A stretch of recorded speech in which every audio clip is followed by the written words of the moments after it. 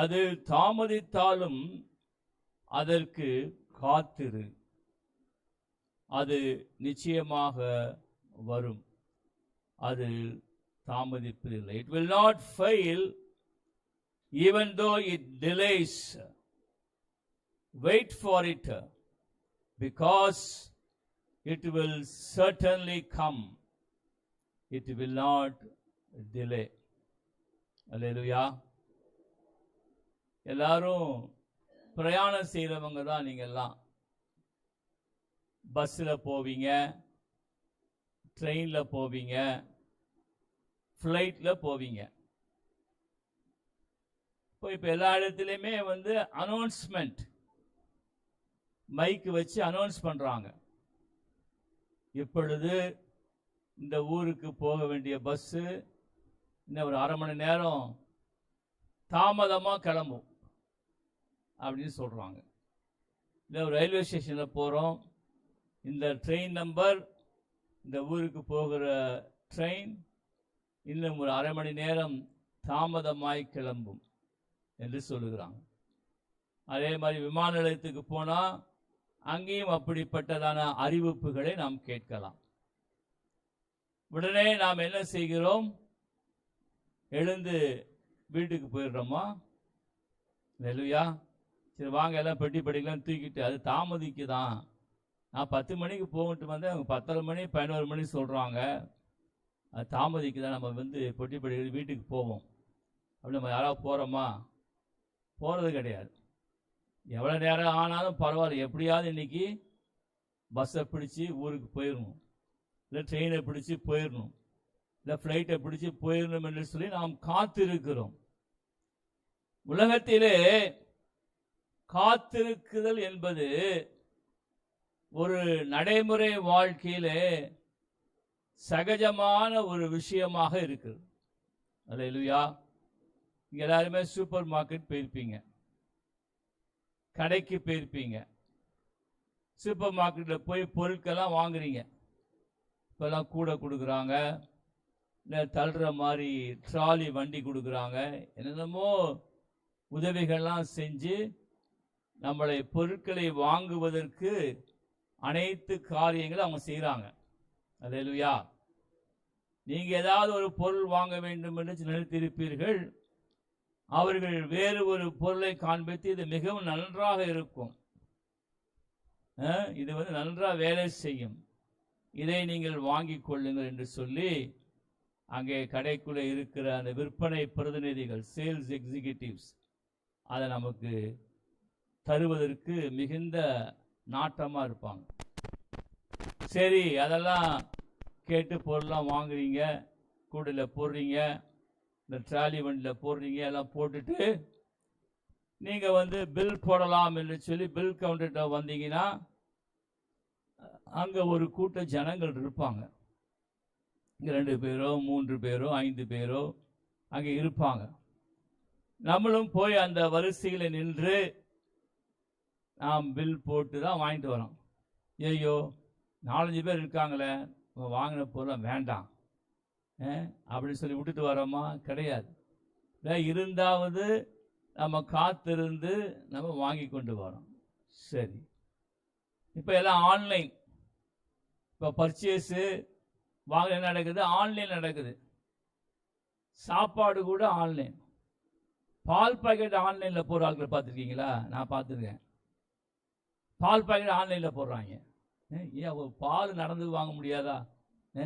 வீட்டுக்கு பக்கத்தில் சுற்றி சுற்றி கட்டான ஆவின் பூத்து இருக்குது, ஆரோக்கியம் இருக்குது, என்னென்னமோ கம்பெனி, ஏகப்பட்ட கம்பெனி நடந்து வச்சுருக்காங்க. காலையிலேயே சாயங்காலமோ ஒரு 10-8 நடந்து போய் பால் வாங்கினா என்ன கஷ்டம்? பால் ஆன்லைனில் போடுறானுங்க. போடாத பொருளே கிடையாது. தண்ணி ஆன்லைனு, இப்படி எல்லா பொருளும் ஆன்லைனில் போட்டு போட்டு ஜனங்கள் இப்போ எல்லாருமே சோம்பேறி ஆயிட்டாங்க. அல்லேலூயா.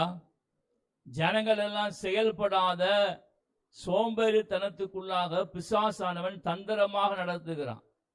நான் சென்னையில் இருந்தாலும் சரி, நான் திருச்சி ஊழிய விஷயமா போயிருந்தாலும் சரி, நான் பையை எடுத்துக்கொண்டு நடந்தே போவேன். ஸ்கூட்டர்லாம் எடுக்க மாட்டேன், கார்லாம் எடுக்க மாட்டேன். பையை எடுத்துக்கொண்டு நடந்தே போவேன். 2 கிலோமீட்டர் 3 கிலோமீட்டர் நடந்தே போய் அப்படியே என்னென்ன கடையில் என்னென்ன பொருள் வேணுமோ பொறுமையாக பார்த்து ரேட்லாம் கேட்டு பொறுமையாக வாங்கி கொண்டு வருவேன். ஆனால் இந்த நாட்களிலே ஜனங்களுக்கு இப்படிப்பட்டதான தேவையற்றதான காரியங்களை பிசாசானவன் தந்திரமாக புகுத்தி ஜனங்களை ஒரு சுறுசுறுப்பான வாழ்க்கை வாழ முடியாதபடிக்கு அவர்களை இப்படிப்பட்ட வாழ்க்கைக்குள்ளாய் தள்ளி 30 வயதுக்குள்ளாகவே ஜனங்களுக்குள்ளாக இருதய பலவீனம், இருதய நோய் அவர்கள் அவஸ்தைப்படுகிறதை பார்க்கிறோம். கடந்த சில வருஷங்களுக்கு முன்பாக எனக்கு தெரிந்ததான ஒரு இருதய நோய் நிபுணர், ஹார்ட் ஸ்பெஷலிஸ்ட், அவருடைய கிளினிக்கு நான் போயிருந்தேன். அப்பொழுது வெளியே நிறைய வாலிபர்கள்லாம் உட்கார்ந்து இருந்தாங்க. இந்த வெயிட்டிங் ஏரியா லவுன்ஸ், சின்ன லவுன்ஸ் மாதிரி இருக்கும், உட்காந்து. அப்போ நான் உள்ளே போனவொன்னே அந்த டாக்டர்கிட்ட பார்த்துக்கிறேன். அது ரொம்ப வருஷமாக எனக்கு நல்லா பழக்கம். எனக்கு என்ன சார் ரொம்ப எல்லாம் வாலிப பசங்களாம் உட்காந்துருக்காங்க, அவங்க வழக்கமாக இல்லை வயசானவங்க தானே வருவாங்க உங்ககிட்ட அப்படின்னு சொல்லி பேசினேன். அதை ஏன் கேட்குறீங்க குணசேகரன், இப்போல்லாம் இந்த எல்லா கம்பெனியில் வேலை பார்க்குற சாஃப்ட்வேர் இண்டஸ்ட்ரி எல்லாம் நைட்டு ஷிஃப்ட்டு அந்த ஷிஃப்ட்டு மாறி மாறி வேலைக்கு போகிற பசங்களுக்கெல்லாம் 30 வயசு பசங்கள்லாம் ஹார்ட் ப்ராப்ளம் வருது. அவங்கெல்லாம் என் பேஷியன்ஸ் தான், அந்த பசங்கள்லாம் என்னை பார்க்குறதுக்கு தான் வந்திருக்கிறாங்க அப்படின்னு சொல்லி அவர் சொன்னார். அவர் பயங்கரமான டென்னிஸ் பிளேயர், அந்த டாக்டர் ஹார்ட் ஸ்பெஷலிஸ்ட்டு. அவர் நல்ல பயங்கர டென்னிஸ், அவர் வீட்லேயே சொந்த வீட்லேயே டென்னிஸ் கோர்ட் செட் பண்ணி வச்சுக்கிறாரு. நல்ல சாயங்காலம்னா நல்ல டென்னிஸ் நல்ல ஸ்போர்ட்ஸ் மேன் அவர். அதுக்காக சொல்லிட்டு இருந்தார் வருத்தமாக, இந்த நாட்களிலே ஜனங்களுடைய வாழ்க்கை நடைமுறைகள் மாறி ஜனங்கள் சீக்கிரத்திலே வியாதிக்குள்ளாக தள்ளப்பட்டு பலவிதமான நோய்களுக்குள்ளாக அவர்கள் தள்ளப்பட்டு போகிறதை பார்க்கிறோம். இதெல்லாம் பிசாசுடைய தந்திரம். நம்ம நினைச்சிருக்கு இதெல்லாம் ஜாலி, ஆன்லைன்லேயே நம்ம பால் பாக்கெட் வாங்கலாம், தண்ணி வாங்கலாம், எல்லாம் வாங்கலாம் நினச்சிக்கிட்டு எதை எடுத்தாலும் ஆன்லைன் என்று சொல்லி நம்முடைய வாழ்க்கையில் நம்முடைய காரியங்கள் எல்லாம் பிசாசானவன் வஞ்சித்து நம்மை ஏமாற்றி கொண்டிருக்கிறான். ஆகவே நம்முடைய வாழ்க்கையில எந்த சமுதாய வாழ்க்கைக்கு போனாலும் நம்ம இந்த நாட்களிலே ஜனத்தொகை மற்றும் விஞ்ஞான முன்னேற்றம் இப்படி பல காரியங்கள் இருந்தாலும் காத்திருக்க வேண்டியது ஒரு அவசியமான காரியமாக இருக்கிறது. ஒரு டிராஃபிக்ல போனாலும் சரி, ஒரு சிக்னலில் போய் நின்றாலும் சரி, காத்திருந்து தான் நாம் காரியங்களை சாதிக்க வேண்டியதாக இருக்குது. ஆனால் நம்முடைய மக்களுக்கு ஆண்டவரிடத்தில் காத்திருக்கிற காரியத்திலே ஜனங்களுக்கு அவ்வளவு ஈடுபாடு இல்லை. தேவனுடைய சமூகத்திலே நாம் காத்திருக்க வேண்டும். தேவனுடைய ஆசீர்வாதங்களை பெற்றுக்கொள்வதற்கு நாம் காத்திருக்க வேண்டும். தேவன் உரைத்ததான தரிசனங்கள், தேவன் வெளிப்படுத்தி காண்பித்ததான காரியங்களை பெற்றுக்கொள்வதற்கு காத்திருக்க வேண்டும் என்கிறதான மனப்பக்குவம் இப்பொழுது ஜனங்களுக்குள்ளாக குறைந்து கொண்டு போகிறதை பார்க்கிறோம். அல்லேலூயா. இப்ப பிறக்கிற சின்ன பிள்ளைங்களாம் பாருங்க, 2 வயது தாண்டினதுக்கு பின்பாக அவர்கள் பார்த்து அவர்களெல்லாம் உடனே கொடுக்கணும். கேட்டா அம்மா அப்பா உடனே கொடுக்கணும். இல்லைன்னா அப்பெல்லாம் கோபமா அவங்களுடைய பிஹேவியர் மாறுகிறதை பார்க்கிறோம். அவருடைய முக நாடி மாறுகிறது. கோபமாய் காரியங்களை செய்கிறார்கள். அவர்கள் உடனடியாக கிடைக்கவில்லை என்கிறதை அவர்கள் வெளிப்படுத்துகிறதை பார்க்கிறோம். இப்படிப்பட்ட காரியங்களை பிசாசானவன் தந்திரமாக நம்முடைய வாழ்க்கையிலே அவன் அரங்கேற்றுகிறதை பார்க்கிறோம். காத்திருக்கிறது. தேவனுடைய தரிசனங்கள் எல்லாம் நிறைவேறுவதற்கு தேவனுடைய மனிதர்கள் எல்லாம் காத்திருந்தார்கள் என்பதை குறித்து பல சம்பவங்களை குறித்து நாம் பார்க்கலாம் வேதத்திலே. இன்றைக்கும் அப்படிப்பட்டதான ஒரு சம்பவத்தை நாம் சுருக்கமாக பார்த்து நாம் ஜெபிக்கலாம். ஆதியாகமத்தின் புஸ்தகம் 6வது அதிகாரம். ஆதியாகமத்தின் புஸ்தகம் 6வது அதிகாரத்திற்கு நேராக உங்கள் கவனத்தை திருப்பும்படியாக அன்பாக நான் கேட்டுக்கொள்கிறேன். ஆதியாகமத்தின் புஸ்தகம் 6ஆம் அதிகாரம். அங்கே நாம் பார்க்கும் பொழுது 13வது வசனம்.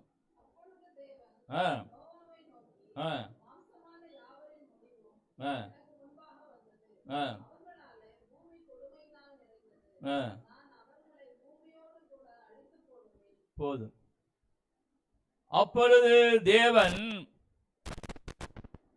நோவாவை நோக்கி, அதற்கு முந்தின வசனத்திலே பார்க்கும் பொழுது 11, 12 வசனங்களை பார்க்கும் பொழுது 11, 12 வாசிக்கலாம்.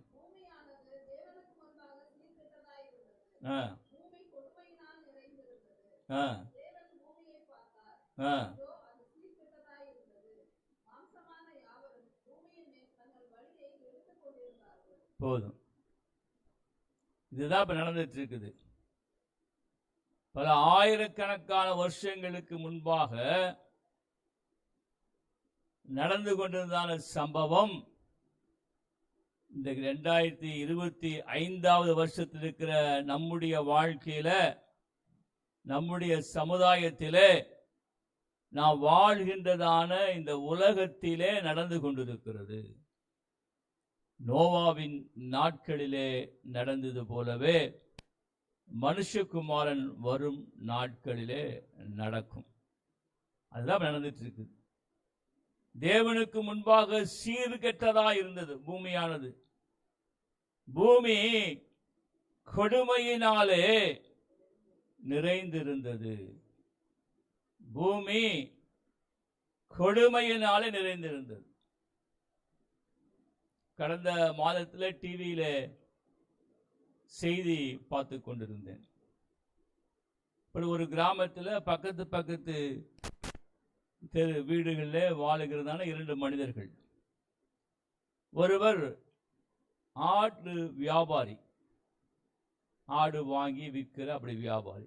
இன்னொரு மனிதர் விவசாயி. அவர் இந்த ஆட்டு வியாபாரியான அந்த மனிதன் விவசாய இடத்துல போய், ஏன் இப்படிலாம் இருக்கிறீங்க, என் கூட வாங்க, நல்ல ஆடுகள் உங்களுக்கு வாங்கி கொடுக்குறேன், நீங்கள் அதை வைத்து வளர்த்து நல்லா இன்னும் அதிகமாக நல்லா சம்பாதிக்கலாம், பொருள் ஈட்டலாம் என்று சொல்லி எல்லாம் பழகினவர்கள் தான், ஒரே ஊரை சேர்ந்தவர்கள் தான், அறிமுகமானவர்கள் தான் என்று சொன்னவனே, சரி இந்த விவசாயி சரி நம்மளும் கொஞ்சம் ஆடுகள்லாம் வாங்கி வச்சு நம்ம வளர்த்து ஏதோ இன்னும் கொஞ்சம் சம்பாத்தியம் மீட்டலாம் என்று சொல்லி அவரிடத்தில் இருந்த பணத்தை எல்லாம் எடுத்துக்கொண்டு அவர் கடந்து போகிறார். அந்த நபர்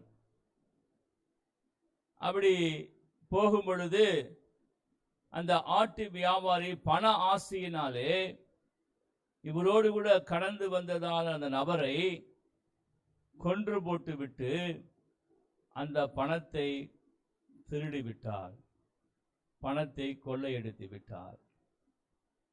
நம்பி வராங்க, நமக்கு ஆடு வாங்கி கொடுப்பாங்க, நாம ஏதாவது வளர்த்து சம்பாதிக்கலாம் என்று சொல்லி அறிமுகமானவர்கள், பழக்கமானவர்கள், ஒரே ஊரை சேர்ந்தவர்கள் துணிகரமான காரியங்களை செய்யும்படியாக பிசாசானவர்கள் இந்த நாட்களிலே ஜனங்களை தூண்டிவிட்டு கொடுமையான காரியங்களை செய்யலாம். அதான் வசனம் பார்க்கிறோம். பூமியானது தேவனுக்கு முன்பாக சீர்கெட்டதா இருந்தது, பூமி கொடுமையினாலே நிறைந்திருந்தது. இதுதான் கொடுமைனா, இதுதான் நம்பி போன ஒரு நபரையே கொன்று போட்டு விட்டு காசை பறித்து கொள்ளுகிறதான காரியம். ஆகவே கிறிஸ்துவுக்கு பிரியமான தேவஜனமே, நோவாவின் நாட்கள் நடந்து போலவே மனுஷகுமாரன் வருகிறதான இந்த நாட்களிலும் நாம் வாழுகின்ற இந்த நாட்கள் நடைபெறும். அந்த வசனத்திலே பார்க்கிறோம், தேவன் பூமியை பார்த்தார், இதோ அது சீர்கெட்டதாக இருந்தது, மாம்சமான யாவரும் பூமியின் மேல் தங்கள் வழியை கெடுத்து கொண்டிருந்தார்கள். தங்கள் வழியை கெடுத்து கொண்டிருந்தார்கள். ஆண்டவர் அவருடைய நியாய பிரமாணத்தின் மூலமாக அவர் வாழ வேண்டிய முறைகளை, வாழ வேண்டிய வழிகளை அவர் மனுக்குலத்திற்கு எழுதி கொடுத்திருக்கிறார். மோசே தீர்க்கதரிசியின் மூலமாக அவர் எல்லா காரியங்களையும் விளக்கமாய் பேசி, அவர் இஸ்ரவேல் ஜனங்களுக்கு மாத்திரமல்ல, ஆண்டவராகிய இயேசு கிறிஸ்துவை பின்பற்ற விரும்புகிற எல்லா ஜனங்களுக்கும் அவர் புதிய ஏற்பாட்டிலும் ஆண்டவர் அதை குறித்து நமக்கு அவர் வெளிப்படுத்தி காண்பித்து பேசியிருக்கிறார். இப்ப அந்த நாட்களிலே, நோவாவின் நாட்களிலே பார்க்கும் பொழுது அங்கே நடந்த காரியங்கள், ஆண்டவர் எல்லா வழிகளிலும் எல்லா நாட்களிலும் மனிதன் வாழ வேண்டிய வழிகளை அவர் பல வழிகள் மூலமாக வெளிப்படுத்தி பேசியிருந்தார். அதை ஜனங்களுக்கு அவர் எப்படியாகிலும் மனிதர்களை கொண்டு அவர் பேசிக்கொண்டு, தீர்க்கதரிசியை கொண்டு பேசிக்கொண்டு, தேவ மனிதர்களை கொண்டு பேசிக்கொண்டுதான் இருந்தார். அப்ப இந்த நாட்களிலே வாழ்ந்த ஜனங்களுடைய வழிகள் எல்லாம் மிகவும் கெடுதலுக்குரிய வழிகளாகவும் கொடுமையான வழிகளாகவும் காணப்பட்டபடியினாலே, அந்த நாட்களிலே வாழ்ந்த மனிதர்களிலே நோவா தேவனுடைய பார்வையிலே ஒரு நீதிமானாய் காணப்பட்டபடியினாலே, ஆண்டவராகிய கர்த்தர் நோவாவிடத்தில் வந்து பேசுகிறார். இப்படிப்பட்ட காரியங்கள் நடைபெறுகிறபடியினாலே, நீ கொப்பேர் மரத்தாலே உனக்கு ஒரு பேழையை உண்டாக்கு, அந்த பேழையிலே அறைகளை உண்டு பண்ணி அதை உள்ளும் புறமுமாக கீழ்பூசு. இதை குறித்ததான இந்த தரிசனம் தேவ மனிதனாகிய நோவாவுக்கு கொடுக்கப்படுகிறது. நோவாவுக்கு இதை குறித்து முழுமையாக தெரியாது. ஒரு மனிதனிடத்திலே தேவன் பேசும் பொழுது எல்லா காரியங்களும் முதலிலேயே அவர் எல்லாவற்றையும் வெளிப்படையாக சொல்லிவிட மாட்டார். எல்லாவற்றையும் முதலேயே வெளிப்படுத்தி, இப்படி இப்படி நடக்கும், ஒரு வருஷம் நடக்கும், 2வது வருஷம் நடக்கும் என்று எல்லா காரியத்தையும் வெளிப்படுத்தி விட மாட்டார். ஏனென்றால் மனிதன் மாமிசமானவன். அல்லேலூயா. மனிதன் மாமிசமானவன். அவனுக்குள்ளாக எப்பொழுதுமே மாமிசம் செயல்பட்டு கொண்டே இருக்கும். அவன் தேவ சித்தத்தை நிறைவேற்றுக்கு பதிலாக சுய சித்தத்தை நிறைவேற்றுவதற்கு முயற்சி எடுப்பான். அப்படி எடுக்கும் பொழுது காரியங்கள் வேறு விதமாக மாறிவிடும்.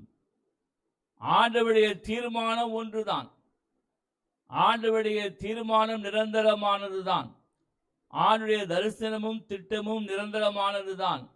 ஆனால் மனிதர்கள் தங்களுடைய மாமிசத்தின் பலத்தினாலே, மாமிச இச்சையினாலே, சுயத்திற்கு இடம் கொடுத்து அவர்கள் வழிகளை விட்டு விலகும் பொழுது தேவன் கொடுத்ததான அந்த தரிசனம் திட்டம் நிறைவேறாமல் போய்விடுவதற்கு அதிகமான வாய்ப்புகள் இருக்கிறதை நாம் அறிந்து கொள்ள வேண்டும்.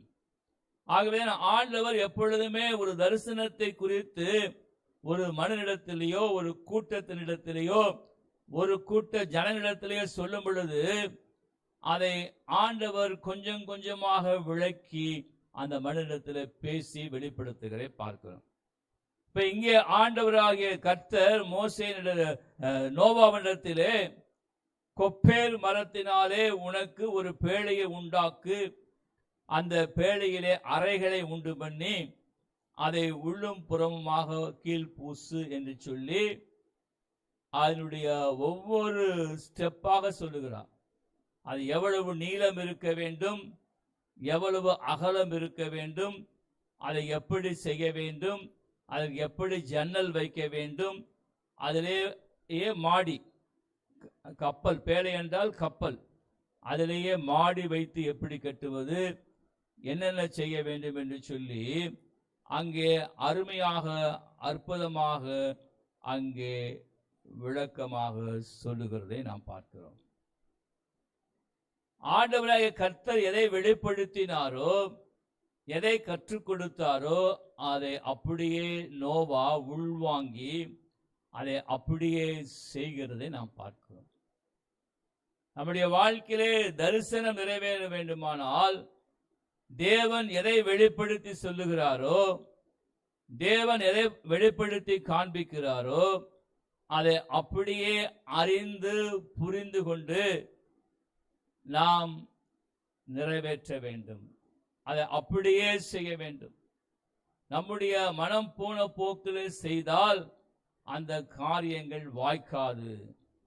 அந்த காரியங்கள் நமக்கு ஜெயமாக முடியாது. இங்கே ஒரு மரத்தினுடைய பெயரை சொல்லுகிறார், கொப்பேர் மரம். அந்த நாட்களிலே, ஆதி நாட்களிலே அங்கே எல்லாம் வனம் தான், அங்கே காடு தான்.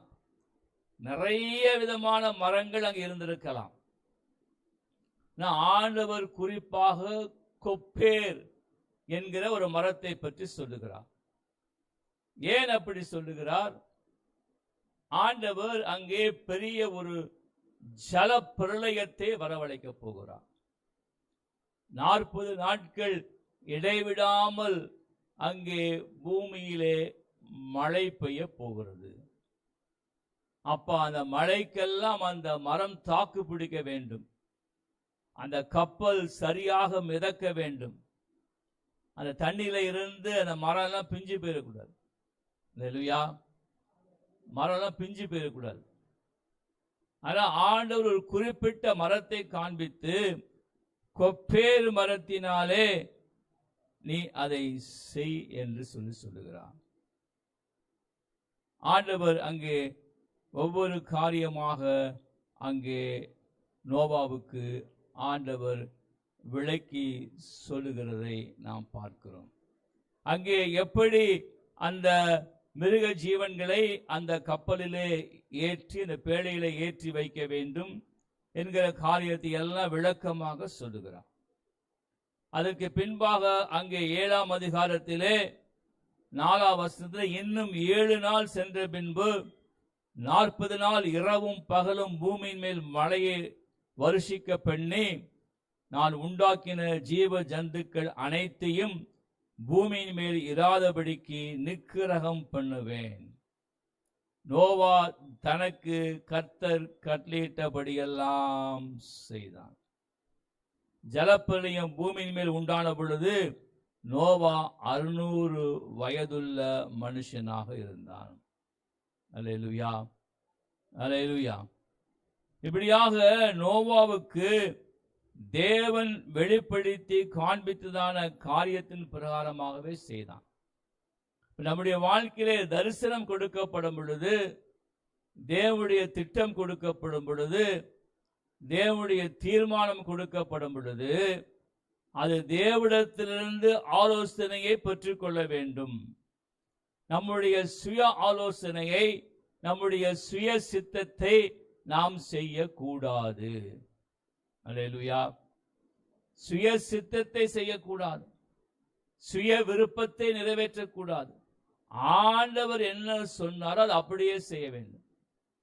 ராஜாவாக நியமிக்கப்பட்ட சவுல் மன்னன் தீர்க்கதரிசியாகிய சாமுவேல் மூலமாக தேவனாலே உரைக்கப்பட்ட காரியங்களை, தேவனாலே சொல்லப்பட்ட விஷயங்களை அவன் செய்யாதபடிக்கு தன் மனதிலே தோன்றின பிரகாரம் அங்கே காரியங்களை செய்தான்.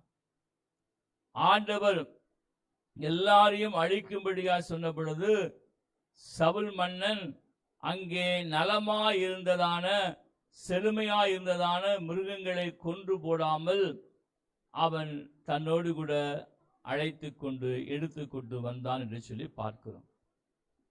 தேவனுடைய வார்த்தைக்கு கீழ்ப்படியாமல் சுயமாக செய்த நிமித்தம் அவனுக்கு என்ன நடந்தது?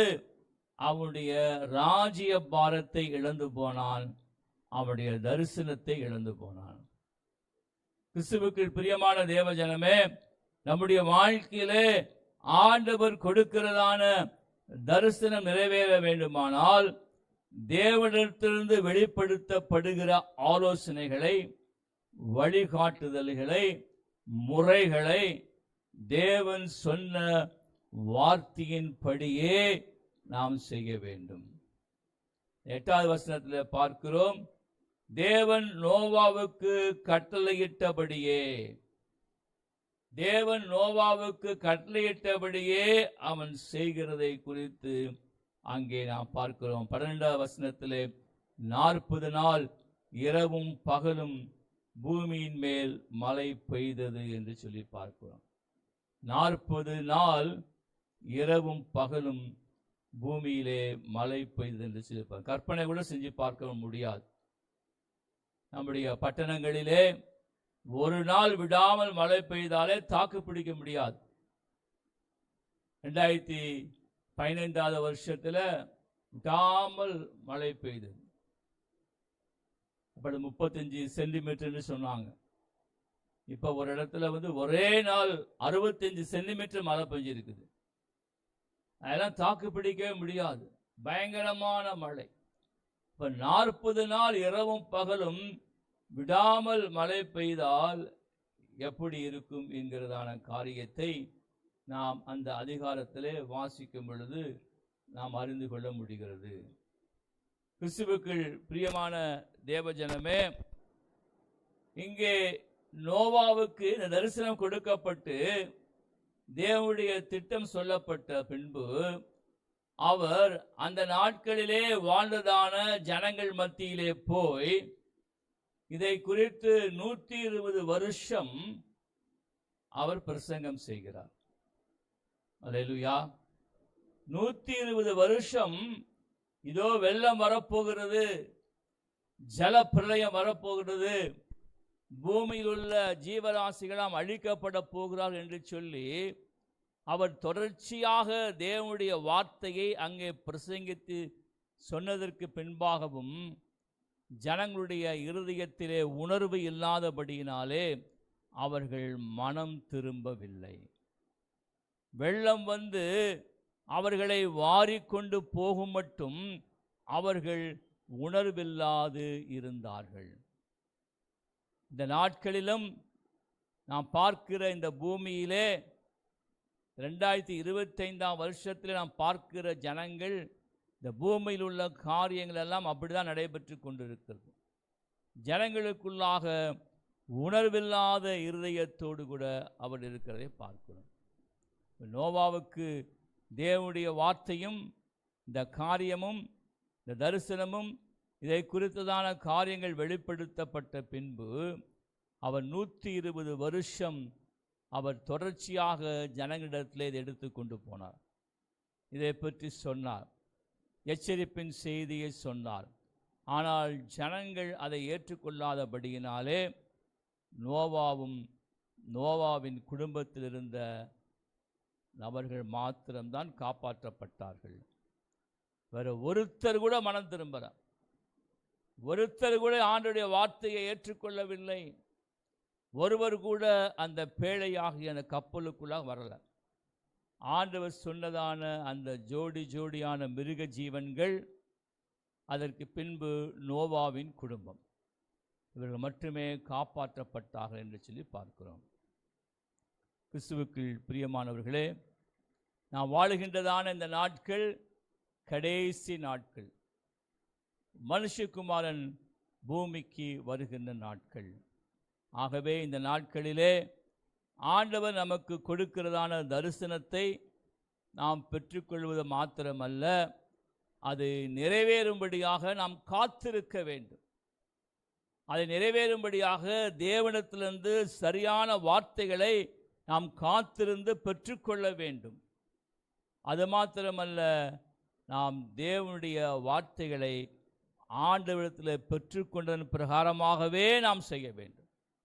அப்பொழுது அந்த தரிசனம் முழுமையாக நிறைவேறி ஆண்டவர் அவர் திட்டத்தை நிறைவேற்றி அவருடைய நாமத்தை மகிமைப்படுத்துவார் என்பதிலே எந்த சந்தேகமும் நமக்கு தேவையில்லை.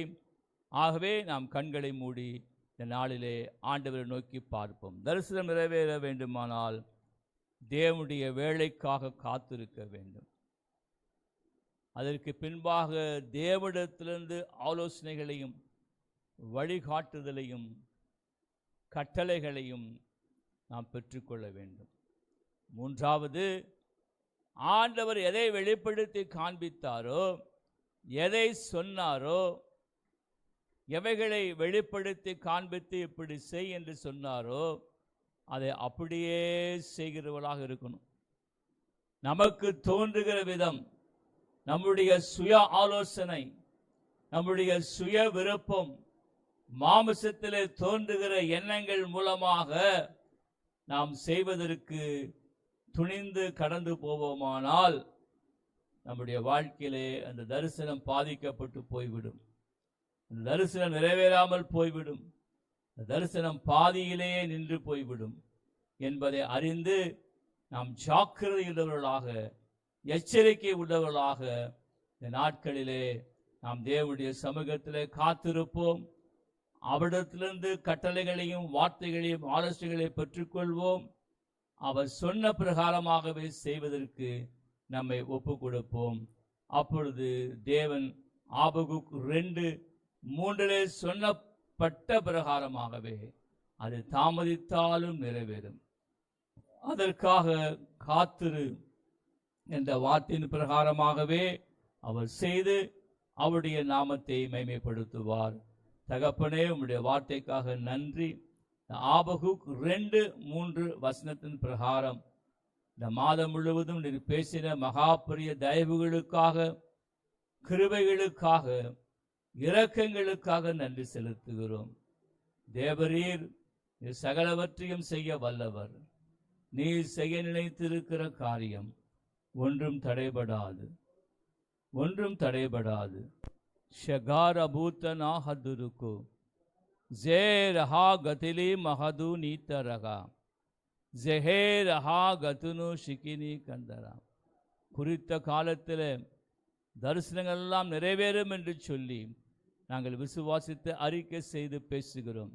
எங்களுடைய தனிப்பட்ட வாழ்க்கையிலும், ஆவிக்குரிய ஜீவியத்திலும், எங்கள் ஊழியத்தின் பாதைகளிலும் ஆண்டவரே நீர் கொடுத்திருக்கிறதான தரிசனம் ஏற்ற காலத்தில் நிறைவேறும் என்று சொல்லி நாங்கள் விசுவாசத்தோடு கூட அறிக்கை செய்து பேசுகிறோம்.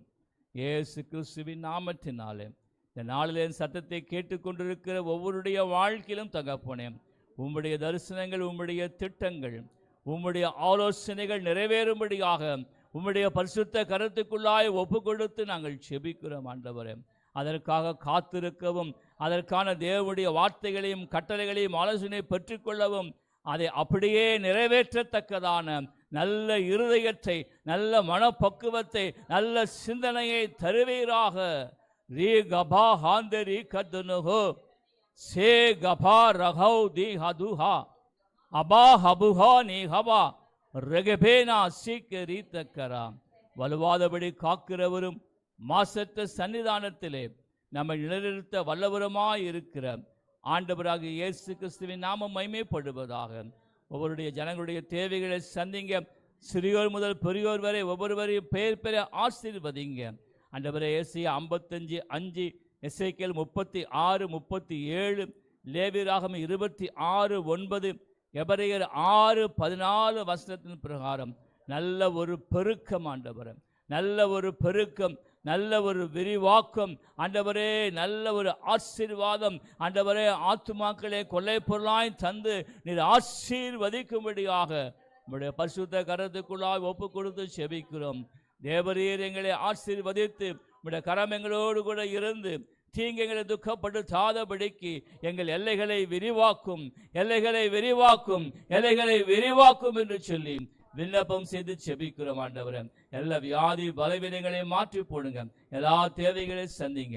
இயேசு கிறிஸ்துவின் ஜீவனுள்ள நாமத்தினாலே விண்ணப்பம் செய்து செபிக்கிறோம் நல்ல தகப்பனே. ஆமேன், ஆமேன், ஆமேன். ஆத்துமாவே கர்த்தரை ஸ்தோத்திரி, முழுவதுமே பரிசுத்த நாமத்தை ஸ்தோத்திரி. ஆத்துமாவே கர்த்தரை ஸ்தோத்திரி, அவர் செய்த சகல உபகாரம் மறவாதே. கர்த்தராகிய இயேசு கிறிஸ்துவின் கிருபையும் பிதாவாகிய தேவனுடைய அன்பும் பரிசுத்த ஆவியுடைய அந்யோன்ய ஐக்கிய சமாதானம் இன்றும் என்றும் சதா காலங்களிலும் கர்த்தருடைய வருகை மட்டும் நம்மளோடு தங்கியிருப்பதாக. ஆமேன், ஆமேன், ஆமேன். God bless you and thank you. நன்றி.